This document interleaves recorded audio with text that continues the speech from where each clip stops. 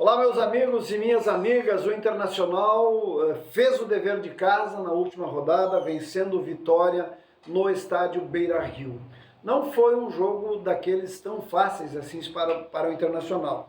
O Internacional teve um primeiro tempo em que esteve abaixo se comparado ao próprio Internacional. Teve dificuldades por um esquema bem montado do técnico Carpini do Vitória e que dificultou as ações. Alguns desfalques também contribuíram para as dificuldades que o Internacional teve. Mas o jogo foi andando e o Internacional, um time muito equilibrado, é um time que no momento está sabendo, entre aspas, sofrer dentro de campo e encontrar a hora certa de furar o bloqueio do adversário, encontrar os espaços, mesmo que por vezes escassos, da marcação adversária. E o Internacional chegou à marcação do primeiro gol, fez o 2-0, aí no segundo tempo já com um rendimento mais acima da média do primeiro tempo, sofreu um gol, não se abalou, manteve o equilíbrio e ao final da partida fez o terceiro,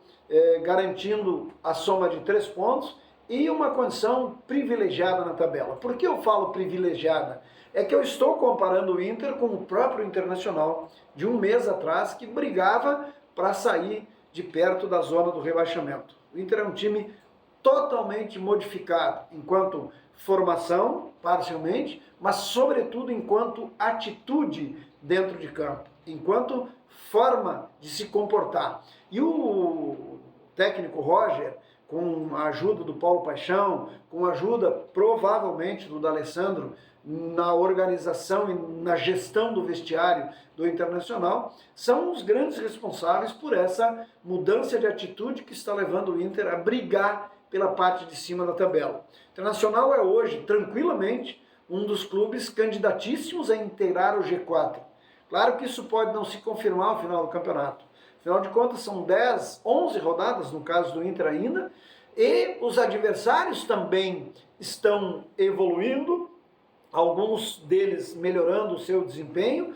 Botafogo e Palmeiras estão realmente acima da média, mas outros que poderiam rivalizar com o Internacional nessa condição estão rendendo menos, né? Então o Inter é hoje sim candidatíssimo a brigar pelo menos por uma vaga no G4. E isso tudo se deve ao trabalho da nova comissão técnica e de uma nova atitude do grupo de jogadores que aparentemente comprou a ideia do técnico Roger e da comissão técnica. Então o Internacional venceu o Vitória, em outros tempos seria provavelmente bem mais difícil, e agora tem uma partida complicada contra o Corinthians, jogando fora de casa, Corinthians que briga para sair da incômoda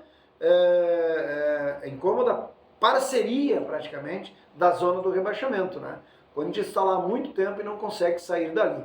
Já o Grêmio, o Grêmio que havia protagonizado um vexame, perdendo em casa para o Criciúma, somou um ponto importantíssimo, enfrentando ninguém mais, ninguém menos que o líder do campeonato, jogando em Brasília. O Botafogo, embora estivesse em campo com muitos jogadores reservas, mas é o Botafogo. É um clube hoje com muitos investimentos, com um elenco super valorizado, com jogadores de alto nível, tanto na titularidade quanto na formação do elenco, e o Grêmio soube enfrentar bem o Botafogo e trouxe um ponto extremamente importante. Imaginem se tivesse vencido o Criciúma dentro de casa.